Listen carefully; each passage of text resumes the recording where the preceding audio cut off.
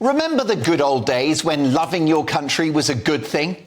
The highly talented cellist who performed at the wedding of the Duke and Duchess of Sussex has said the song Rule Britannia should be axed from last night of the proms. Sheku Kane-Mason, who is a huge talent and captured the world's attention at the age of just 19 when performing at Harry and Meghan's nuptials, said that some people don't realise how uncomfortable a song like that can make a lot of people feel.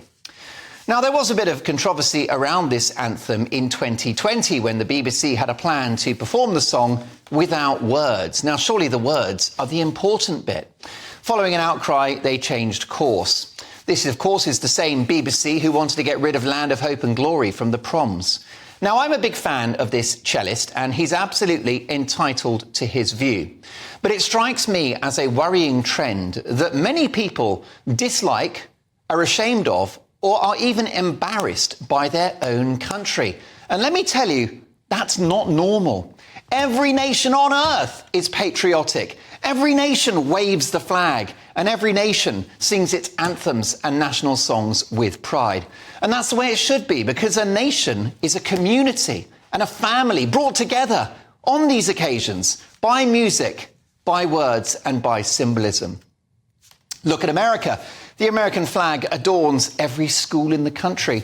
Americans sing the Star-Spangled Banner anthem. They pledge allegiance to the Union more often than they eat hamburgers. America is a successful country because of a strong sense of nationhood. And patriotism is the norm around the world. Across Europe, Africa, Asia and beyond, it is what binds people together. Patriotism is a positive force.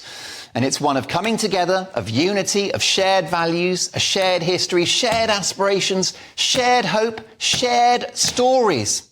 So when people criticise songs like Rule Britannia, God Save the King and Land of Hope and Glory, in my view, they wrongly conflate the lyrics with nationalism, which is a negative, destructive force, which says that we are great and the rest of the world is bad. Now, many are uncomfortable with the words Rule Britannia, Britannia rule the waves, as though it somehow champions imperialism or even colonialism. Well, first of all, Britain wasn't the only empire, but ours is the only one which has a positive legacy. The Commonwealth, in which the former nations that we once ruled remain close diplomatic, military and economic allies. No other so-called empire has achieved this. Rule Britannia also assumed extra significance in 1945 at the conclusion of World War II, when it was played at the ceremonial surrender of the Japanese Imperial Army in Singapore. And I think we can agree defeating the cruel and ruthless Japanese forces is something to be proud of. Rule Britannia is mainly a celebration of our magnificent Royal Navy, which has led Britain to so much military success, including playing its part in the defeat of Adolf Hitler and Nazism. I don't know about you, but I'm quite happy to sing a song that celebrates that.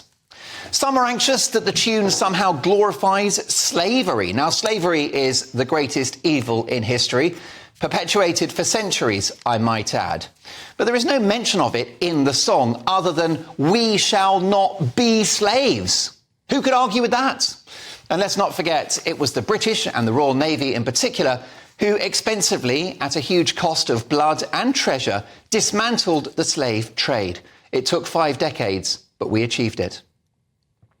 Now, the woke left, who have such influence on our public institutions, always seek division, chopping people up into different political identity groups so that we can all fight each other. Which is why illiberal progressives detest patriotism so much. Why? Because it brings people of all races, colours and creeds together. I'm an example of that. Born to Irish immigrant parents, I will take any opportunity to sing joyous songs about the United Kingdom. This country needs to come together, and songs like Rule Britannia are the answer, not the problem. Britain is now a global beacon of diversity, the most successful integrated society in the world.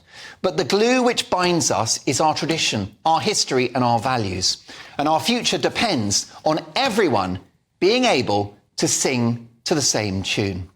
So perhaps I could finish with a couple of lyrics from Rule Britannia, and don't worry, I won't sing. Here it goes. When Britain first, at heaven's command, arose from out the azure main, this was the charter of the land, and guardian angels sung this strain. Rule Britannia, rule the waves, Britons never will be slaves. The nations not so blessed as thee must in their turns to tyrants fall, while thou shalt flourish great and free, the dread and envy of them all. Rule Britannia, rule the waves. Last one. Britons never will be slaves. Still more majestic shalt thou rise, more dreadful from each foreign stroke, as the loud blast that tears the skies serves but to root thy native oak.